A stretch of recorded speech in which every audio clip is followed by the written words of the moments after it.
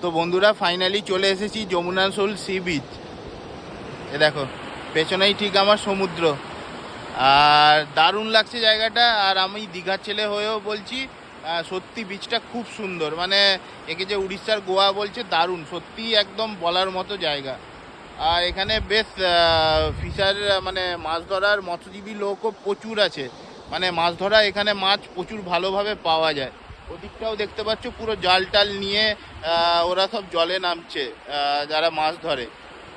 আর বন্ধুরা এই পেছনে ঠিক রয়েছে ঝাউ জঙ্গল, আর এই ঝাউ জঙ্গলগুলো পুরো প্ল্যান করে একটা নির্দিষ্ট ডিস্টেন্সে লাগানো হয়েছে, দেখতে খুব সুন্দর লাগে।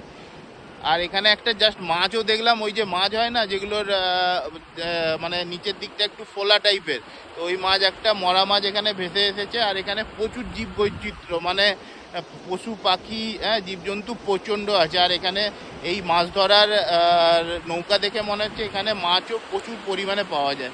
তো তোমাদের কেমন লাগলো অবশ্যই বন্ধুরা তোমরা কমেন্ট করে জানিও।